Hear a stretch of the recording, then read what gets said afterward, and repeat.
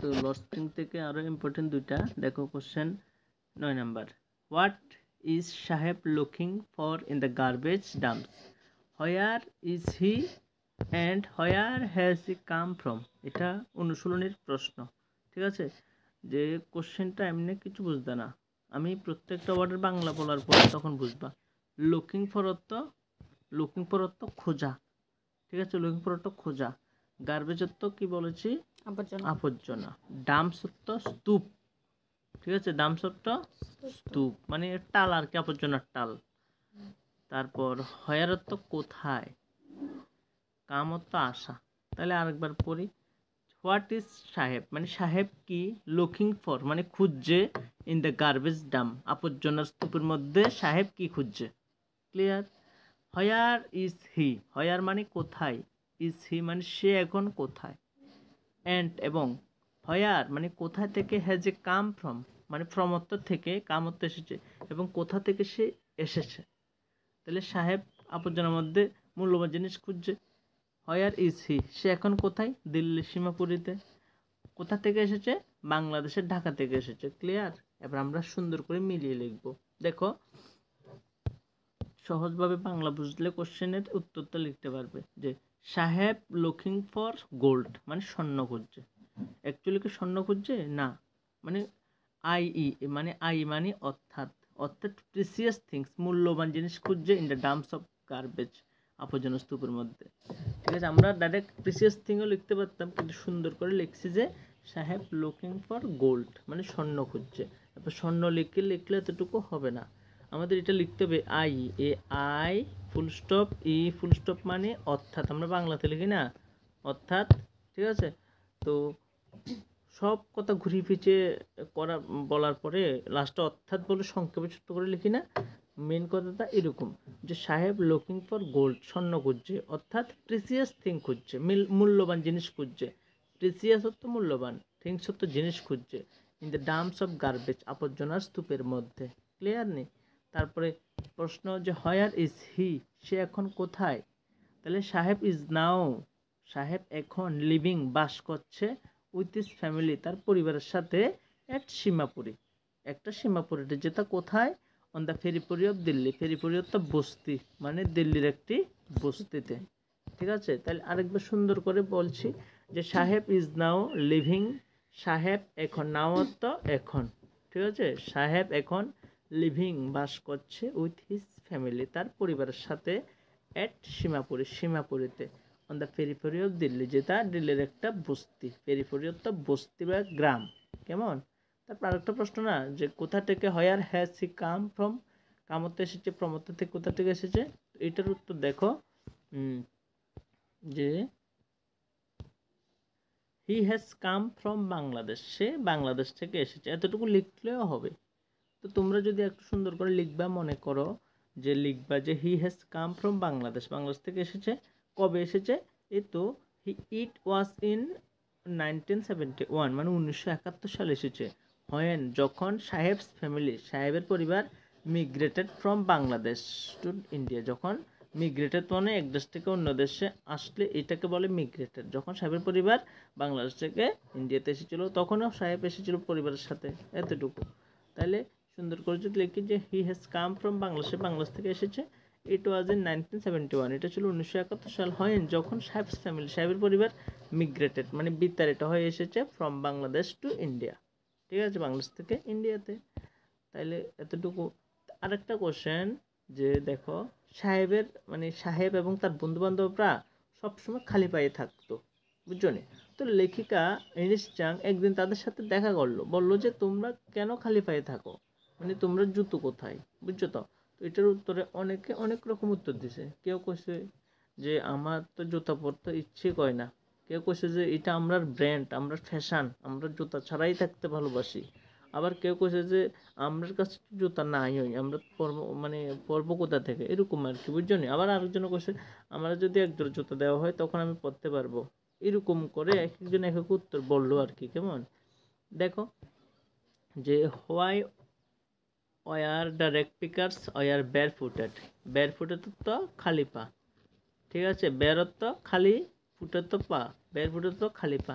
ঠিক আছে, মানে জুতো ছাড়া কেন থাকে। কোশ্চেনটা অন্যভাবে যদি ঘুরিয়ে আসে যে what extension does the author offer for the children not and not wearing footwear, মানে লেখিকা কি মানে তথ্য, মানে তারা লেখিকা কি তথ্য এক্সপ্লেন করলো শিশুরা যে জুতা পরে না ওই সম্পর্কে। ঠিক আছে, মোট কথা যেটি আসুক ফুটওয়্যারের বা ব্যারফুটের, ফুটওয়্যার মানে জুতো পরিধান করা আর কি, নট ওয়ারিং ফুটওয়্যার মানে জুতো পরিধান না করার বিষয়ে কি বলেছে, অথবা ব্যারফুটেড খালি পায়ে থাকার কথা বলতে কি বুঝিয়েছেন, ঘুরে ফিরে এক কথা।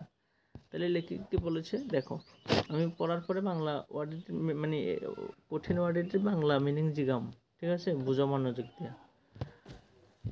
যে দ্য র্যাক পিকার কাগজ করুণরা অফ সীমাপুরী, সীমাপুরের কাগজ করুণরা হ্যাভ ডিফারেন্ট অ্যাটিটিউড, মানে হ্যাভ মানে আছে, ডিফারেন্ট অর্থ বিভিন্ন, অ্যাটিটিউড অর্থ বিভিন্ন, হ্যাঁ অহংকার বা দৃষ্টিভঙ্গি যেটাই বলি, ঠিক আছে, যে আছে বিভিন্ন অ্যাটিটিউডস আছে, বিভিন্ন মতামত আছে, দৃষ্টিভঙ্গি আছে বা অহংকার আছে, টুয়ার্ডস মানে প্রতি, ওয়ারিং শোস মানে জুতো পরিধান সম্পর্কে, জুতো জুতো পরিধানের ব্যাপারে, টুয়ার্ডস তো প্রতি, কেমন মানে জুতো পরিধানের ব্যাপারে তাদের এক একজনের এক এক রকম অ্যাটিটিউড আছে, বুঝছো তো।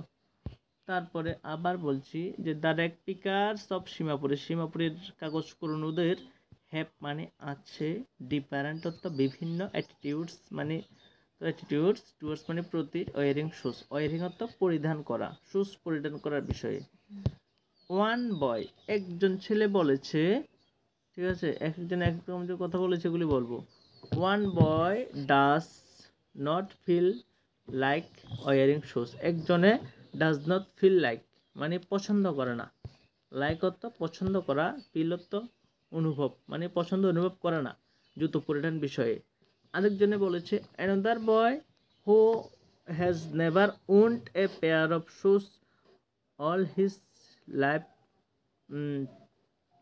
এ তো অ্যানাদার বয় অন্য একটা ছেলে, হু যে নাকি has never owned a pair of shoes, যে নাকি কোনো সময় জুতার মালিক হইতে পারে না, অন্য তো মালিক হইতে পারে না, এবং all his life wants them, এবং সারা জীবন ধরে সে এক জোড়া জুতোই চাইতেছে, ঠিক আছে।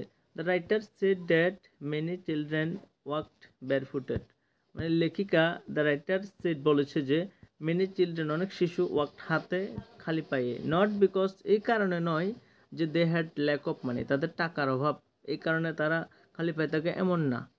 লেখিকা এটা বলেছে যে বাট বিকজ কিন্তু এই কারণে যে they had a tradition to stay barefooted, মানে তাদের একটা ঐতিহ্য, ট্রেডিশনাল ঐতিহ্য আছে, খালি পায়ে থাকার বিষয়ে একটা ঐতিহ্য আছে, এই কারণে তারা খালি পায়ে থাকে, ঠিক আছে।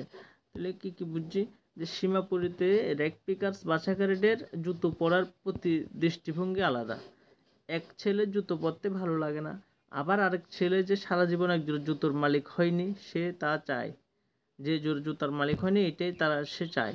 লেখক বলেছেন অনেক শিশু খালি পায়ে হেঁটেছে কারণ তাদের অর্থের অভাব ছিল এমন না, কিন্তু বরং তাদের খালি পায়ে থাকার ঐতিহ্য ছিল, মানে তারা সবাই খালি পায়ে থাকে, তারাও থাকে এই কারণে, বুঝছো নি।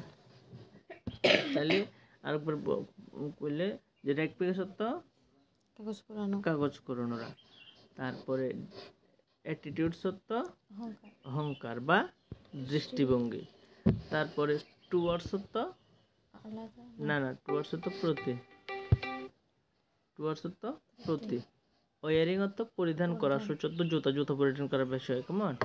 তারপরে ফিল অর্থ অনুভব, লাইক অর্থ পছন্দ, ওয়ারিং অর্থ পরিধান করা, হ্যাঁ গুড।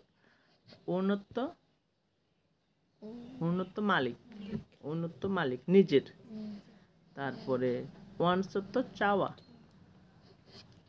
তারপরে মেনি চিলড্রেন মানে অনেক শিশু, মেনি অর্থ অনেক শিশু, ওয়াকড অর্থ হাঁটা, হ্যাঁ, বের ফুট অর্থ খালি পা, ল্যাক অর্থ অভাব, ল্যাক অর্থ অভাব, ঠিক আছে। তারপরে ট্রেডিশন অর্থ ঐতিহ্য, ট্রেডিশন অর্থ ঐতিহ্য, তারপরে স্টে অর্থ থাকা, ঠিক আছে। হ্যাড মানে ছিল, ট্রেডিশন ছিল টু স্টে থাকা, ব্যারফুট খালি পায়ে থাকা, ঠিক আছে। আরেকবার পড়ছি, যে দ্য র্যাগ পিকার্স অফ সীমাপুরী, সীমাপুরীর কাগজ কুড়ানোরা হ্যাভ আছে ডিফারেন্ট অ্যাটিটিউড, বিভিন্ন দৃষ্টিভঙ্গি আছে টুয়ার্ডস মানে প্রতি ওয়ারিং শু, জুতা পরিধানের বিষয়ে অনেক দৃষ্টিভঙ্গি আছে। One boy does not feel like wearing shoes, একজন ছেলে পছন্দই করে না পরতে। অ্যানাদার বয়, অন্য একটা ছেলে, হো যে নাকি হ্যাজ নেভার ওন, মালিক হইতেই পারে না জুতার, অল হিজ লাইফ, সারা জীবন ধরে, ওয়ান্স চেয়ে আসছে, ড্যাম মানে তাদের পেতে। ঠিক আছে। দ্য রাইটার সেড দ্যাট, লেখিকা যেটা বলেছে জুতার বিষয়ে, যে মেনি চিলড্রেন, অনেক শিশু, ওয়াক হাঁটে বেয়ারফুট খালি পায়ে, নট বিকজ এই কারণে নয় যে they had a lack of money, তাদের টাকার অভাব, বাট কিন্তু বিকজ কারণ দে হ্যাড এ ট্রেডিশন, তাদের ঐতিহ্য ছিল টু স্টে বেয়ারফুট খালি পায়ে থাকতে। কেমন? এতটুকু আশা করি বুঝছো। তাহলে বাকি দুইটা কোশ্চেন আবার পরে, দুইটা কোশ্চেন হলো শেষে চ্যাপ্টার।